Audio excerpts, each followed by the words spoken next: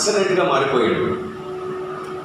వాళ్ళ నాన్నగారు నక్సలైట్గా మారినప్పుడు వాళ్ళ అమ్మగారు కూడా నక్సలైట్గా మారిపోయారు 2 సంవత్సరాల గ్యాప్లో. ఇప్పుడు తల్లిదండ్రులు ఇద్దరు నక్సలైట్స్ అయిపోయారు. ఇద్దరు పిల్లల్ని బంధువులకు అప్పగించి వెళ్ళిపోయారు. కొంతకాలం బాగానే చూసుకున్నారు. మరి డబ్బు ఎవరినైనా సరే స్వార్థపరులుగాను పిచ్చివారుగాను మారుస్తుంది కదా. ఈ పిల్లలిద్దరి పేరు మీద ఉన్నటువంటి కొంత ఆస్తిని, కొంత డబ్బుని ఈ బంధువులకు ఇచ్చి వెళ్ళిపోయారనమాట వాళ్ళు.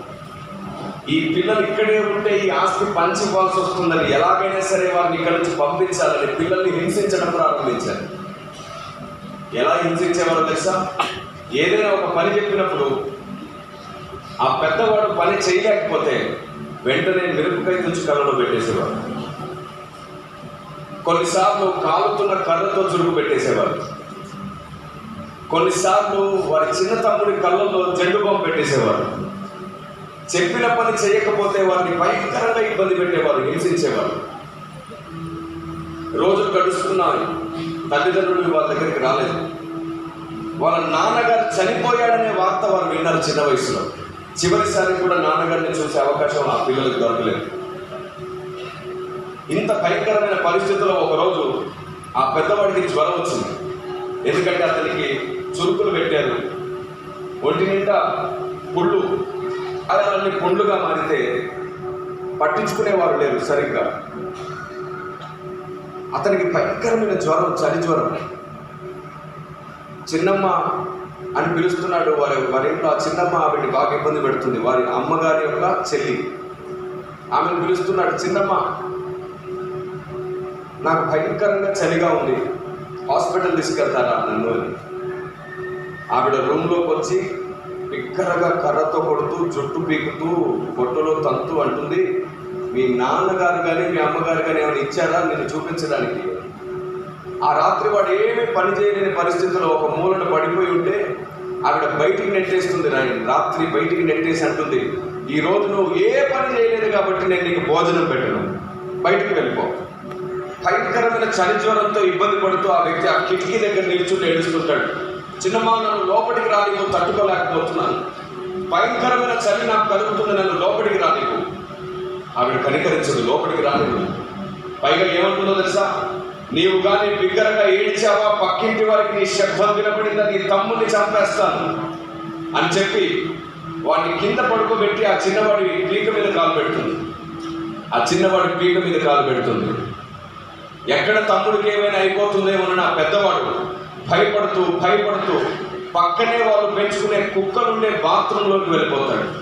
ఆ బాత్రూమ్ నిండా ఇసుక, అది పాడుపడ్డ ప్రాంతం. అక్కడంతా కూడా స్టోర్ ఐటమ్స్ పెడుతూ ఉంటారు.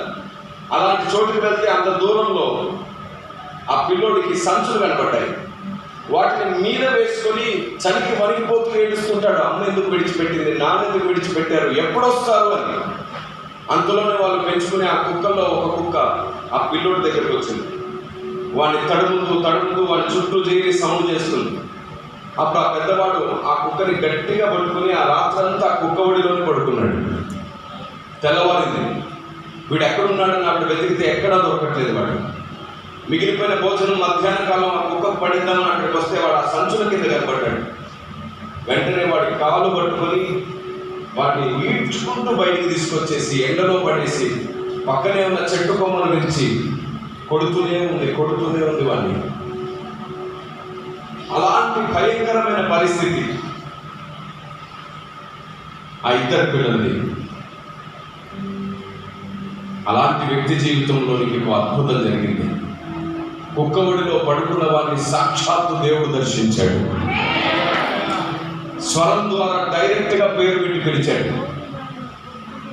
ఈ చిన్న పిల్లవాడికి ఎక్కడి నుండో వస్తున్న స్వరం విని భయపడుతుండేవాడు. కానీ ఆ స్వరం నాన్న పిలుస్తున్నట్టు, అమ్మ పిలుస్తున్నట్టే అనిపిస్తుండేది.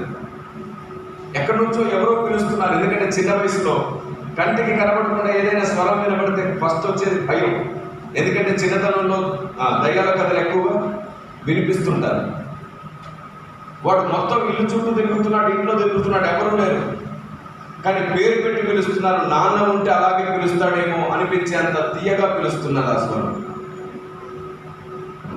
కాలం గడుస్తూ ఉంది. కనీసం 2-3 రోజులకు ఒకసారి ప్రతిసారి ఆ స్వరం వినబడుతూనే ఉంది. ఆ పిల్లవాడు రోజు భయపడిపోతున్నాడు, ఒకవైపు సంతోషిస్తున్నాడు. ఇంట్లో వాళ్ళకి చెప్తున్నాడు, తెలిసిన వాళ్ళకి చెప్తే వీడికి ఏదో పిచ్చి పట్టింది, వీడికి ఏదో దయ్యం పట్టింది. అలా ఆకాశంలో చూస్తున్నాడు ఏంటి, చాలాసేపు అలాగే చూస్తూ ఉండిపోతున్నాడు. ఒంటరిగా చెట్ల దగ్గరికి వెళ్ళి కూర్చుంటున్నాడు, పొలాల్లో కూర్చుంటున్నాడు. ఒంటరిగానే కూర్చొని ఏదేదో మాట్లాడేస్తున్నాడు ఆకాశంలోని చూసి. వీడికి పిచ్చి పట్టింది అని చెప్పేసి చాలా ప్రయత్నించాడు. కాలం గడుస్తుండగా ఆ స్వరం అతనితో మాట్లాడిన ప్రతి మాట పెన్సిల్తో పేపర్ మీద రాసుకోవడం ప్రారంభించాడు. అద్భుతం జరిగింది. కుక్కవడిలో పడుకున్న వాడి జీవితంలో దేవుడు అద్భుతం చేయడం ప్రారంభించాడు. నాన్నగారు ఎలాగో చనిపోయారు. అమ్మగారు ఆ పిల్లవాళ్ళని వెతుక్కుంటూ లొంగిపోయి శిక్ష అనుభవించి 2 సంవత్సరాలు తర్వాత బెయిల్ పైన ఆ పిల్లల దగ్గరికి వచ్చింది. అలా తల్లి ప్రేమను అనుభవిస్తున్నటువంటి కొద్ది రోజుల్లోనే దేవుడు అతన్ని అన్నాడు, నువ్వు నా సేవ చేయాలి, అందుకే నేను నిన్ను ఎంపిక చేసుకున్నాను. తల్లిదండ్రి ప్రేమకు దూరం అయ్యామని ఏడ్చావు కదా, నేనే నీకు దగ్గరగా ఉంటాను. నన్ను ప్రపంచానికి పరిచయం చేయడానికి నా బలం ఏమిటో, నా శక్తి ఏమిటో, నా జ్ఞానం ఏమిటో, నేనేమిటో ప్రతి అపార్థాన్ని తొలగించడానికి నేను నిన్ను వాడుకుంటాను అని దేవుడు ఆ వ్యక్తిని నిలబెట్టాడు.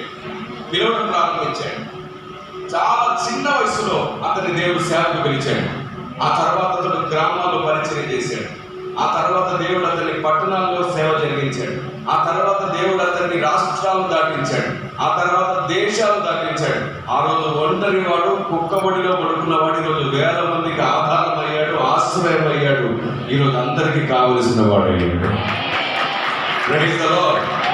ఒకప్పుడు కుక్కబడిలో పడుకున్న దౌర్భాగ్యం, ఆస్తిపాస్తులు, కుటుంబాలు అన్నీ ఉన్నా సరే కొందరి స్వార్థపరుల చేతుల్లో నలిగిపోయిన ఆ పసివాడు ఈరోజు అనేకులకు ఆశ్రయమయ్యాడు, అనేకులకు ఒక్కడయ్యాడు. ఒంటరైన వాడిని 1000 మందిగా చేస్తానని చెప్పిన దేవుడు ఆయన.